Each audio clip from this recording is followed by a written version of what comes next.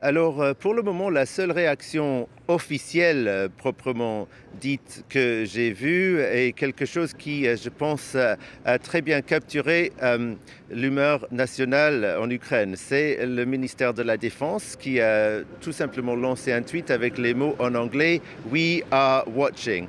C'est certainement le cas. L'Ukraine regarde avec un très grand intérêt ce qui se passe en Russie et non son humour, en fait. Il y a beaucoup de mèmes et de blagues qui ont émergé, mais aussi beaucoup de spéculations. Je pense que généralement, la tendance est à penser que quoi qu'il en soit, c'est quelque chose de positif pour l'Ukraine qu'il y ait des divisions en Russie. C'est quelque chose qui affaiblit Poutine, quelle que soit l'issue de ce conflit qui a émergé entre Prigojine et le ministère de la Défense, et puis maintenant visiblement entre le FSB aussi, puisque le FSB a ouvert une enquête contre Yevgeny Prigojine. Beaucoup semblent penser que cela ne va pas durer très longtemps, que Prigojine sera bientôt tué.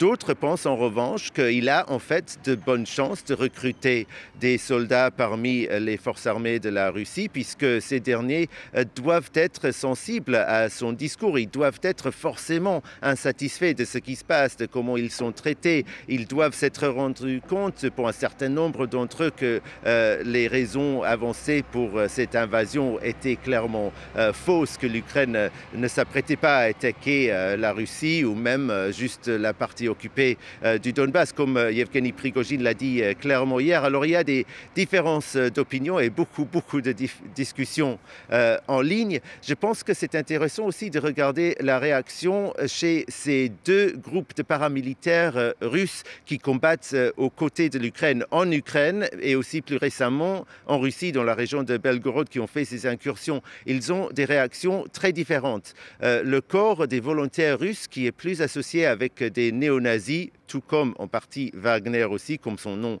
l'indique, n'est pas allé jusqu'à saluer l'action de Yevgeny Prigojine, mais a tout de même issu une déclaration où ils ont dit qu'ils estiment que Yevgeny Prigojine est un vrai patriote de la Russie.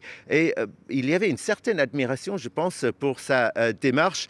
L'autre groupe de paramilitaires russes anti-Poutine, c'est la Légion de la Russie libre.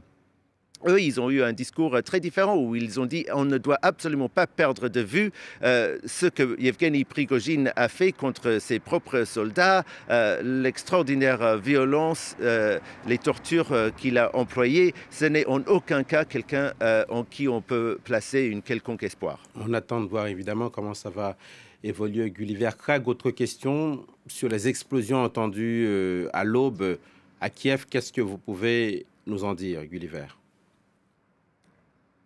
Alors malheureusement, il y a 2 morts. C'est quand des fragments je ne sais pas en fait si c'était un drone ou une roquette, excusez-moi, qui a été explosé par un missile solaire ukrainien. Des fragments ont touché les étages supérieurs d'un immeuble d'appartements, détruisant quelques appartements et faisant plusieurs blessés en plus de ces 2 personnes qui ont été tuées.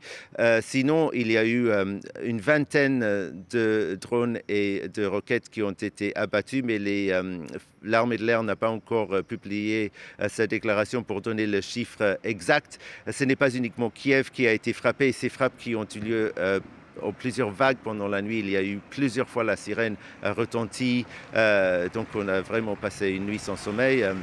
C'est pas uniquement à Kiev, c'est aussi Dnipro-Zaporizhia. À Dnipro, il y a des blessés. À Zaporizhia, c'était des missiles S-300 sol-sol, mais je n'ai pas encore d'informations sur d'éventuels dégâts ou victimes. Gulliver Krag, correspondant de France 24 en Ukraine.